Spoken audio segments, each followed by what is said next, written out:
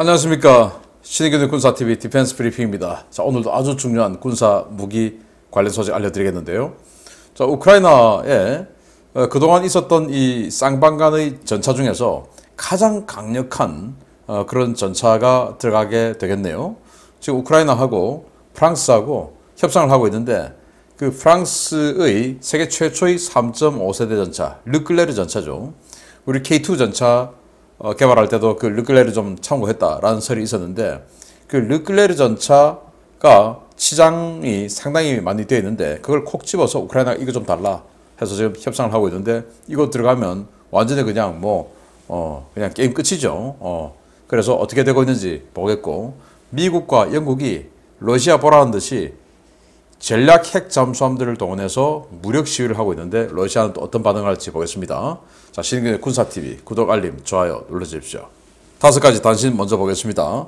미 해군이 아메리카급 강습 상륙함 4번함 지금 이제 착공에 들어갔는데 여기 이름을 팔루자라고 명명을 했는데요. 이거 이라크전 할 때 아주 치열한 격전이 벌어졌던 곳이죠. 그래서 이 이름 때문에 지금 말이 많다고 하는데 왜 말이 많은지 알아보겠습니다.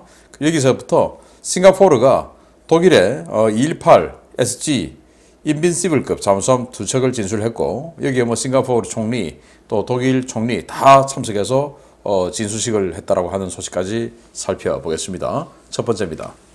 미 해군이 이달 착공한 아메리카급 강습 상륙함 4번함에 이라크 전쟁 당시 격전이 펼쳐졌던 이라크의 도시 팔루자라는 함명을 부여했습니다. 제1해병 원정군 주도의 연합군 부대가 처절한 전투를 벌였던 도시 이름인데 벌써부터 함명에 대한 시비가 터져나오고 있습니다. 일본 항공자위대가 패트리어트 팩3 미사일의 극초음속 미사일 요격 능력 부여를 위해 최신형 질화 갈륨 A사 레이더인 레이시온사의 LTAMDS를 도입한다는 소식입니다.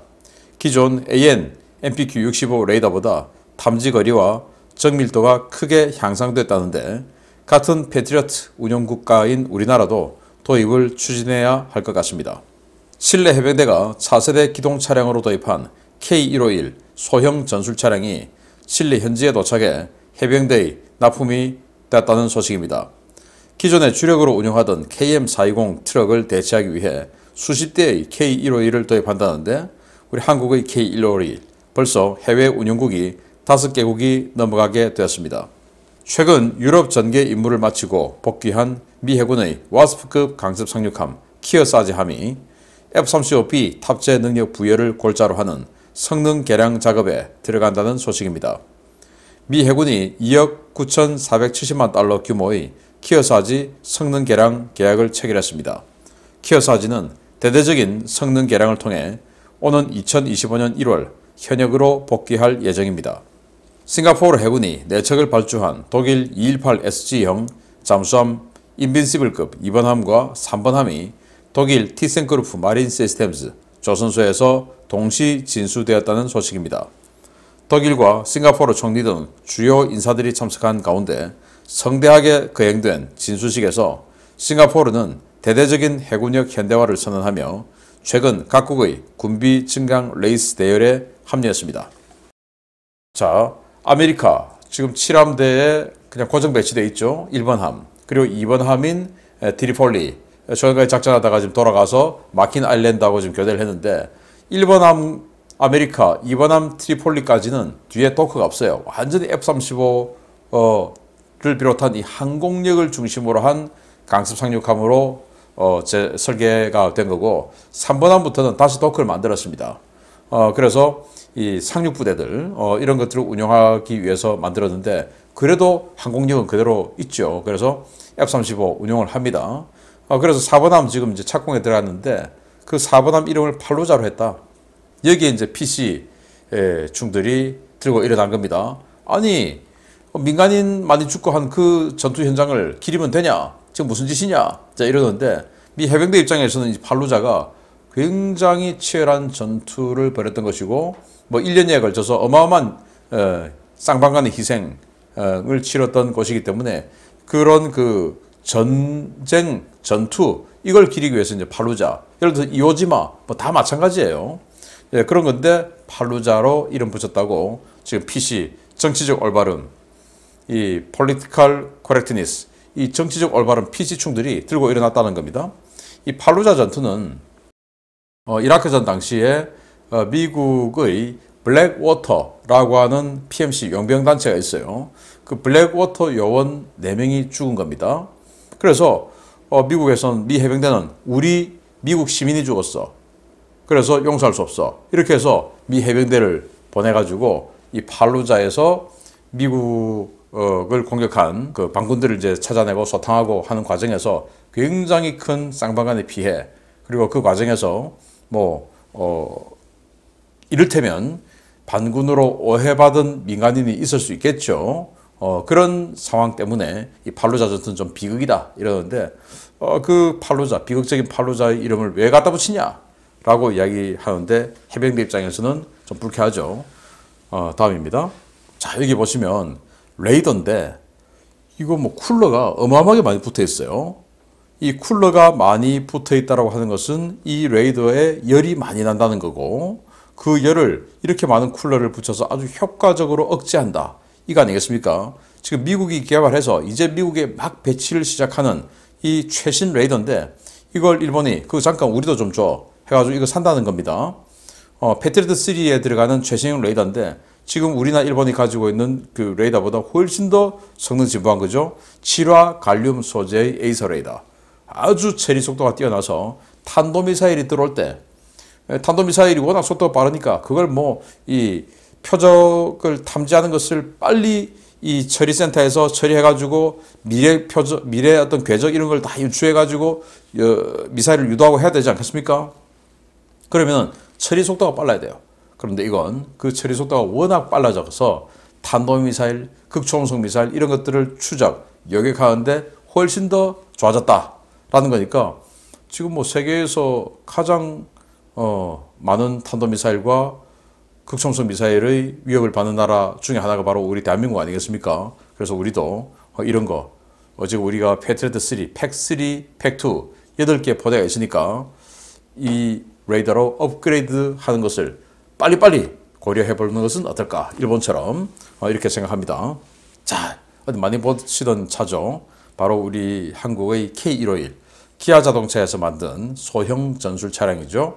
모하비라고 하는 SUV를 바탕으로 만든 이 소형 전술 차량인데, 이거 우리 한국 육군에도 쭉 깔리고 있는데, 이게 이제 우리 한국 제외하고 지금 벌써 5개국 이상이 사용을 하게 된 거예요. 칠레 해병대가 이걸 이제 도입을 했는데, 칠레 해병대는 우리 한국 이 차량 되게 좋아하는가 봅니다. 그전에는 우리가 타치차라고 불렀던 KM420 그걸 운영했는데, 그거보다 이제 이게 방어력, 성능 다 좋으니까 이걸로 업그레이드를 하는 칠레 해병대.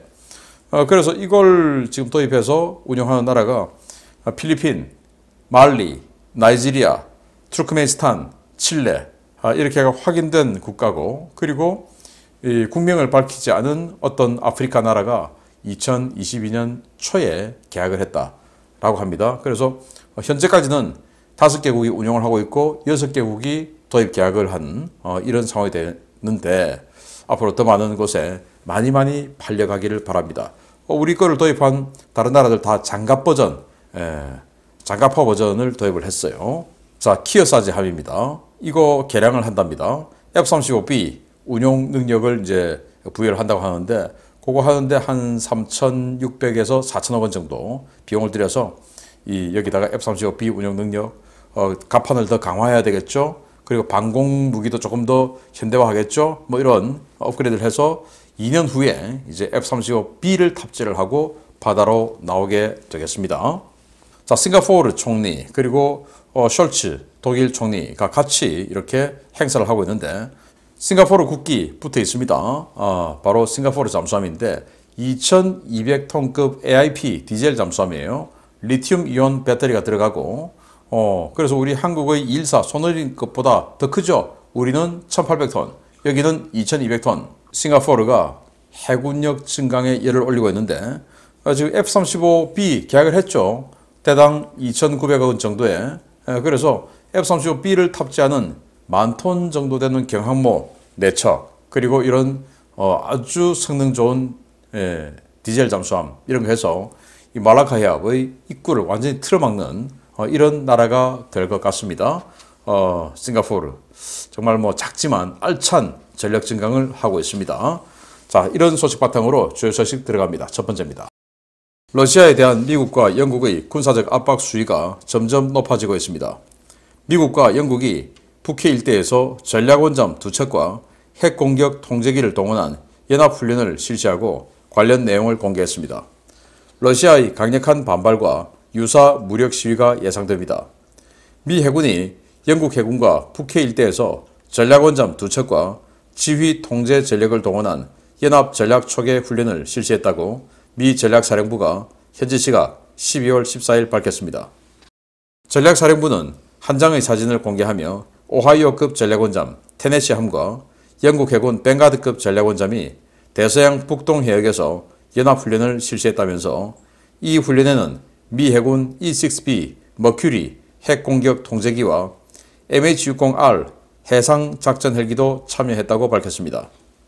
미국은 보안을 이유로 해당 사진의 촬영 일자를 제외한 세부 정보는 공개하지 않았는데요. 영국 소식통들은 해당 사진이 11월 22일 촬영됐으며 촬영 장소는 영국 북서부 북대서양 인근 해역이었다고 전했습니다.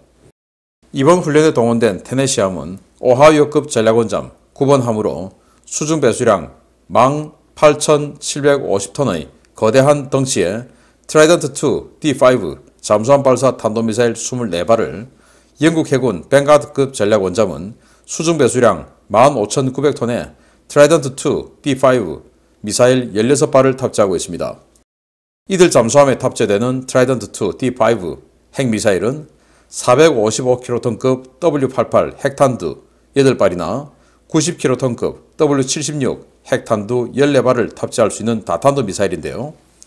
최대 핵탄두 탑재 수량으로 계산했을 때 이들 두 척의 핵탄두 탑재량은 무려 560발로 러시아의 거의 모든 도시를 초토화시킬 수 있는 수준입니다.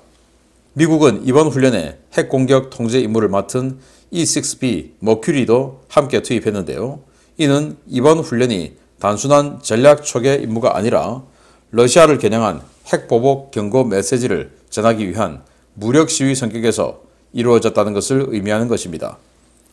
미국은 최근 전략원잠과 순항미사일 원잠의 동선을 이례적으로 자주 노출시키면서 러시아를 압박하고 있는데요.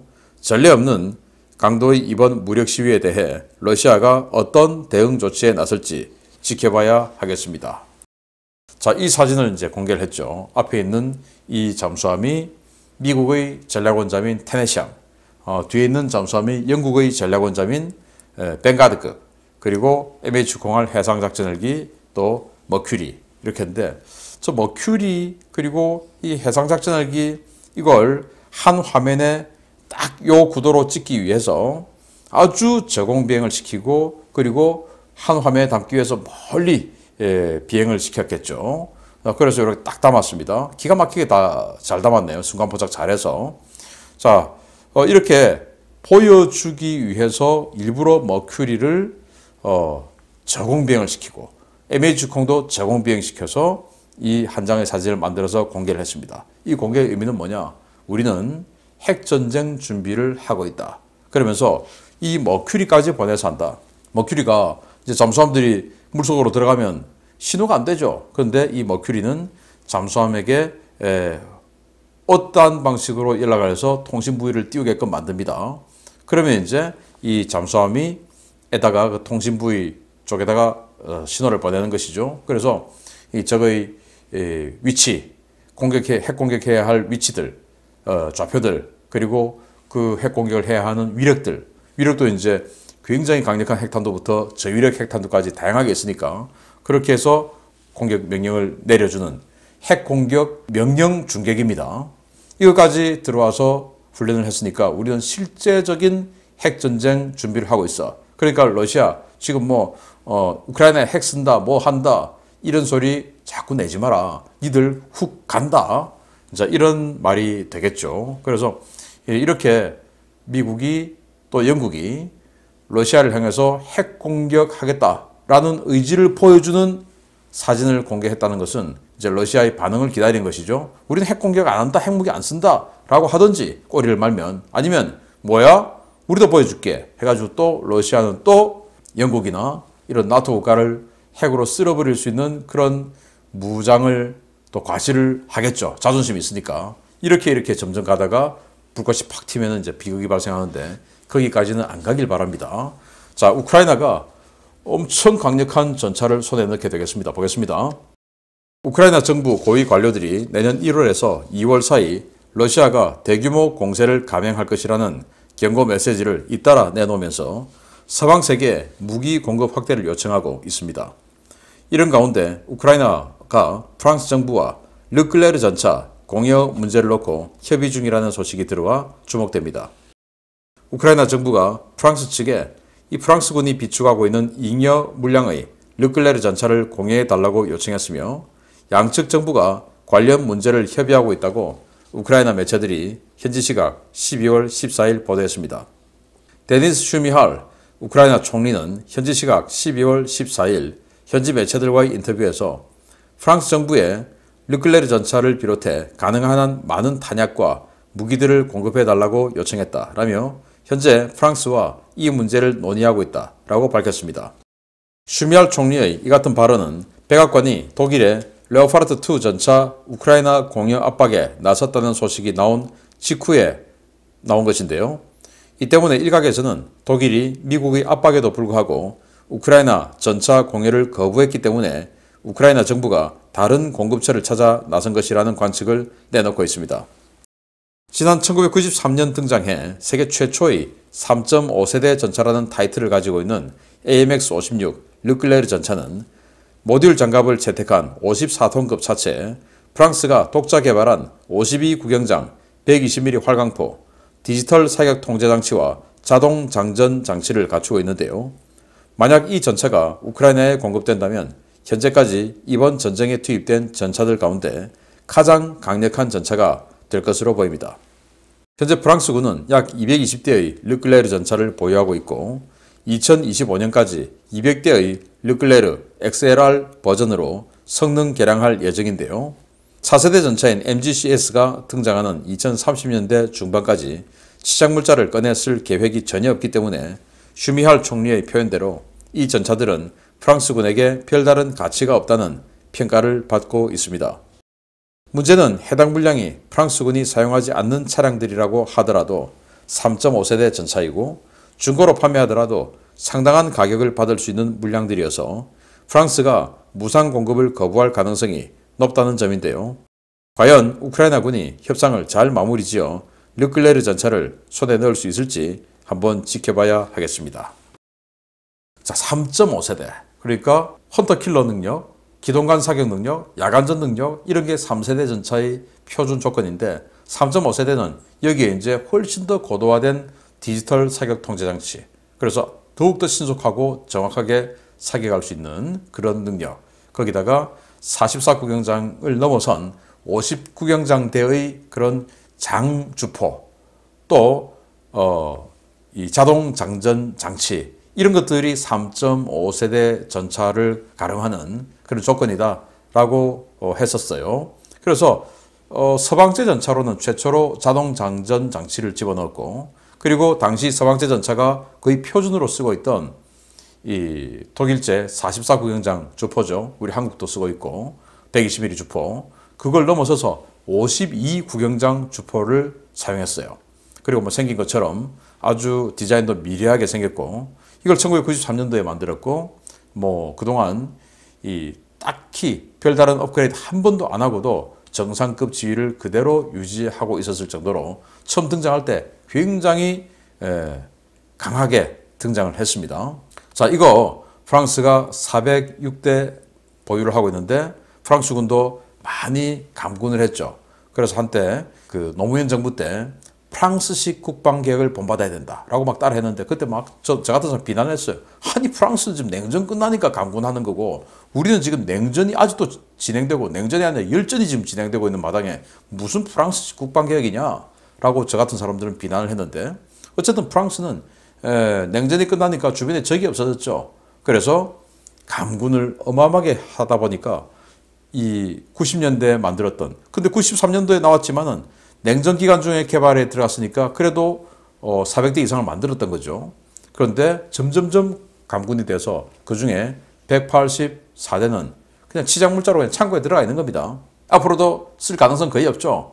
그리고 지금 독일하고 MGCS 그래가지고 4세대 전차 만드는 사업 추진하고 있죠. 물론 삐걱거리고 있습니다만은.